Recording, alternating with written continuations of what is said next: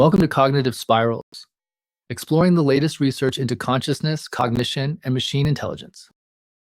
Hey everyone, glad to be diving into this week's topic. Looking forward to a good discussion. This area is really moving fast. Indeed. So much happening, it's hard to keep up sometimes. Ready to get started. All right, so this week we're tackling foundation agents. These are like the next step beyond just large language models, right? They're meant to be more embodied, more interactive, and ultimately more useful in the real world. Exactly. We're talking about AI that can actually do things, not just generate text or images. Think robots that can navigate complex environments, or virtual assistants that can proactively solve problems. But, and this is a big but, are they really understanding what they're doing? Or are they just very sophisticated parrots, mimicking intelligent behavior based on massive data sets? That's the million-dollar question, isn't it? I think the key is how they handle space and time. Can they reason about the consequences of their actions in a meaningful way, considering the spatiotemporal dynamics of the environment? Okay, let's break this down a bit for our listeners. What exactly is a foundation agent, and how does it differ from, say, a chatbot or an image generator? Well, the core idea is that they're built upon a foundation model, like a large language model, but then extended with capabilities for perception, action, and planning. So they can take in sensory data, vision, audio, whatever, and use it to make decisions and interact with the world. Think of it as taking the brains of GPT-4 and putting it into a robot body. Right. And the promise is that these agents can learn general purpose skills that can be applied to a wide range of tasks. Instead of training a separate AI for every single job, you train one foundation agent and then adapt it to different situations. And that adaptability, in my opinion, hinges on its ability to create and manipulate internal representations of the world. It needs to be able to understand where things are, how they relate to each other, and how they change over time. It's not just about recognizing objects, it's about understanding their context. So, give us some examples. What are some of the most promising applications of foundation agents that you've seen? I'm really excited about the potential in robotics. Imagine a warehouse robot that can not only follow pre-programmed routes, but can also adapt to unexpected obstacles, replan its path in real time, and even collaborate with human workers. Companies like Boston Dynamics are already pushing the boundaries of what's possible, and foundation agents could take it to the next level. I'm more interested in applications in healthcare. Think of a virtual assistant that can monitor a patient's vital signs, detect anomalies, and alert medical professionals. Or an AI that can help doctors diagnose diseases by analyzing medical images and patient records. The potential for improving patient care is enormous. I'm looking at things like disaster response. Imagine sending in a team of robots, controlled by a foundation agent, to assess the damage after an earthquake or a hurricane. They could navigate treacherous terrain, locate survivors, and provide critical information to rescue teams. The key is their ability to understand the spatial layout of the affected area and predict how it will evolve over time. Those are all really compelling applications. But what are some of the biggest challenges in developing these foundation agents? What's holding us back from achieving their full potential? Data. These models are incredibly data hungry. Training them requires massive data sets of both sensory information and corresponding actions. And it's not just about quantity, it's about quality. The data needs to be diverse, representative, and carefully curated to avoid biases. And let's not forget the issue of interpretability. These models are often black boxes. We don't really understand how they're making their decisions. That's a huge problem when you're dealing with safety-critical applications like healthcare or self-driving cars. We need to be able to trust these agents, and that requires understanding their reasoning processes. I agree. And I think the interpretability problem is directly related to their lack of spatiotemporal understanding. If we can't see how they're representing space and time internally, then we can't really understand their decision-making process. It's like trying to understand a map without knowing the coordinate system. So, Sarah, you've been a long-time advocate for neuro-symbolic AI. Do you think that approach could help address some of these challenges? Absolutely. I believe that neuro-symbolic AI, which combines the strengths of neural networks and symbolic reasoning, offers a promising path forward. Neural networks are good at learning patterns from data, while symbolic reasoning is good at representing knowledge and making logical inferences. By integrating these two approaches, we can create agents that are both data-driven and knowledge-aware. But isn't the whole point of these large language models that they're learning the symbolic relationships directly from the data? Why do we need to explicitly program them in? Because they're not truly learning the symbolic relationships. They're just learning statistical correlations. They can generate grammatically correct sentences, but they don't necessarily understand the underlying meaning. They can perform complex tasks, but they don't necessarily understand the logical steps involved. That's where symbolic reasoning comes in. It provides a framework for representing knowledge and making inferences in a more explicit and transparent way. I think there's something to that. These models often fail in unexpected ways, revealing a lack of true understanding. They might be able to solve a problem in one context, but then fail miserably when you change the context slightly. That suggests they're not really grasping the underlying principles. Can you give us an example of how a neuro-symbolic approach might work in practice for foundation agents? Sure. Imagine a robot that needs to navigate a room. A purely neural network-based approach might struggle if the room is cluttered or if the lighting is poor. But a neuro-symbolic approach could combine the visual perception capabilities of a neural network with a symbolic representation of the room's layout. The neural network could identify objects in the room, while the symbolic system could reason about their spatial relationships and plan a path that avoids obstacles.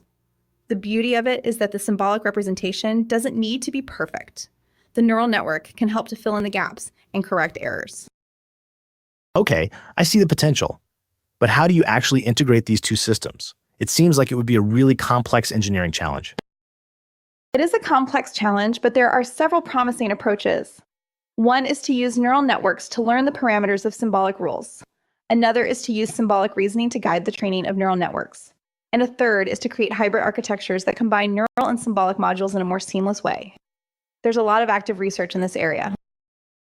I wonder if part of the answer lies in how the brain represents space and time. We know that the brain uses different coordinate systems to represent different aspects of the environment. For example, the hippocampus uses a cognitive map to represent spatial relationships, while the cerebellum uses timing signals to coordinate movements.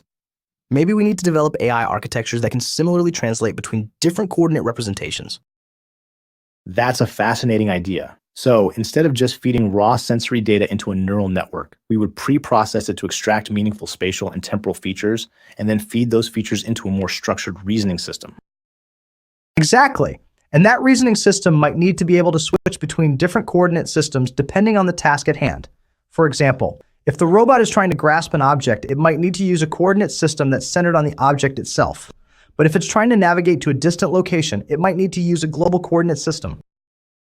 So, how does this relate to some of the recent work on the reversal curse that we've been seeing in the AI community? The reversal curse. Basically, it's this weird phenomenon where a language model can learn a fact, like A is B, but then fail to learn the reverse, B is A. It seems like a simple logical inference, but these models struggle with it. And it highlights the limitations of their representational capacity. They're not really understanding the underlying relationship between A and B. They're just memorizing a statistical association. That's why they can't easily reverse the relationship. I think it's also related to their lack of spatiotemporal understanding. The order in which information is presented to them matters. They're not able to abstract away from the specific sequence of events and understand the underlying causal structure. So, how could a neuro-symbolic approach help to address the reversal curse? By explicitly representing the relationship between A and B as a symbolic rule. Instead of just memorizing A is B, we would encode the rule. If A, then B, and if B, then A. That way, the model can easily reverse the relationship by simply applying the inverse rule. But wouldn't that require manually encoding all of these rules? That seems like a huge amount of work. Not necessarily. We can use neural networks to learn the parameters of these rules from data. The neural networks can identify the relevant features of A and B, while the symbolic system can encode the logical relationship between them. It's a way of combining the best of both worlds. And I think we also need to focus on developing better ways of representing time and causality. These models need to be able to understand how events unfold over time and how actions can cause changes in the environment. That requires a more sophisticated understanding of spatiotemporal relationships. Okay, this is all fascinating. So, let's shift gears a bit and talk about some of the ethical implications of foundation agents. What are some of the potential risks, and how can we mitigate them? Bias is a huge concern. If these models are trained on biased data, they will inevitably perpetuate those biases in their actions. That could lead to unfair or discriminatory outcomes, especially in areas like hiring or loan applications. And let's not forget the potential for misuse. These agents could be used to create autonomous weapons, spread disinformation, or manipulate people's behavior. We need to develop safeguards to prevent these technologies from being used for malicious purposes. I'm worried about the potential for job displacement.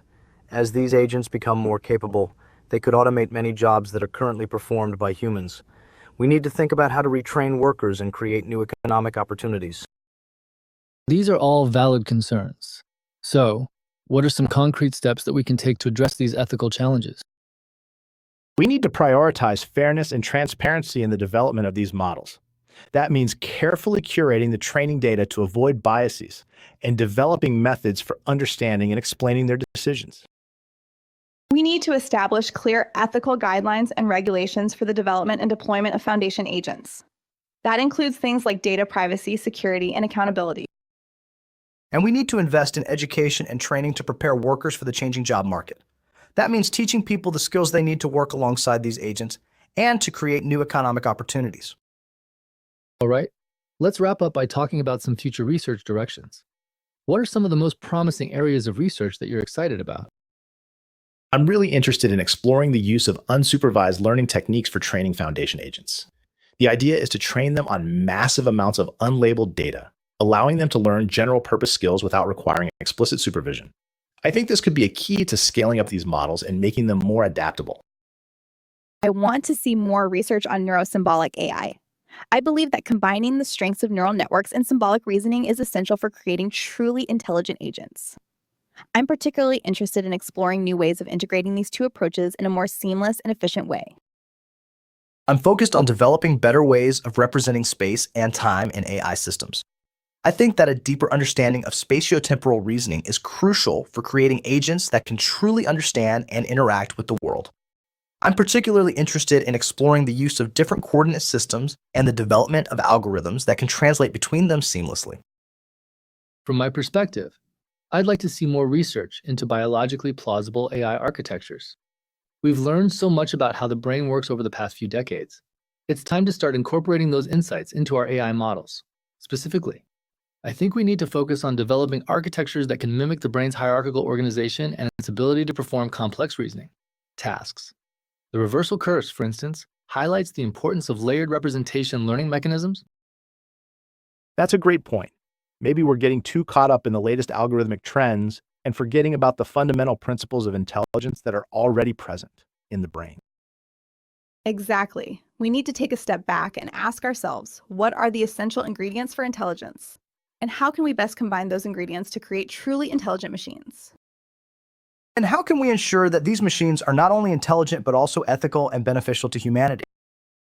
These are all critical questions, and I'm confident that we'll make progress in the years to come. Thanks everyone for this enlightening conversation. And thank you to our listeners for tuning in to Cognitive Spirals. Thanks for having me. My pleasure. Until next time. Cheers.